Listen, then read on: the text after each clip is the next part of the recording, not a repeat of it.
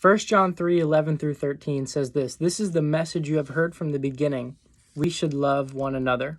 We should not be like Cain, who belonged to the evil one and killed his brother.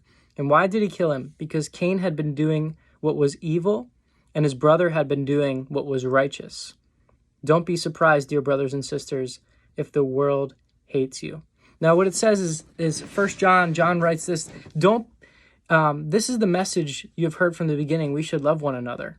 Guys, the whole message of the Bible is love. The greatest commandment from the beginning is to love the Lord with everything and love others as yourself. Love your neighbor as yourself, right? This is the greatest message. Jesus said, John 13:35, "By this all people will know that you're my disciples if you have love for one another." It's the love for another person. It's the agape love of God. That's the evidence that you're a child of God. This is the message we've heard from the beginning. John's saying this isn't new news. This isn't a new idea. This isn't some radical thought. It's a reminder of the truth, because we forget the things we should remember and remember the things we should forget. So John is saying, remember this. Love one another. Remember it. Don't forget it. Love one another. We must not be like Cain, verse 12, who belonged to the evil one and killed his brother. Guys, we shouldn't be like Cain. Remember the story of Cain and Abel in the book of Genesis? It's the first story after Adam and Eve, Cain and Abel, right? Cain murdered his brother Abel, who brought the right sacrifice for the Lord, and Cain brought not a good sacrifice, and God was disappointed with Cain's sacrifice, and he was so jealous, we learn. He was so jealous of his brother Abel that he slew him, he killed him.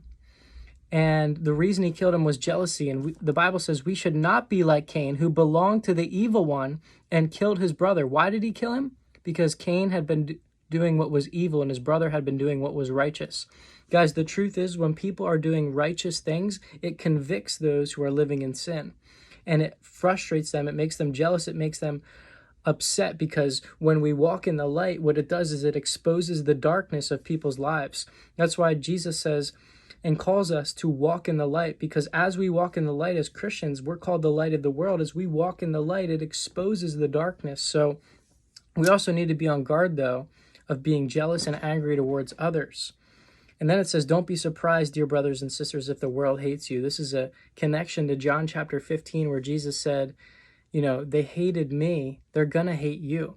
If they hated the master, they're going to hate the servant. So if you're a disciple of Christ, be ready, because people are not going to like you. People are going to hate you, spit on you, despise you, because they did it to Jesus. They'll do it to you, but it's worth following him.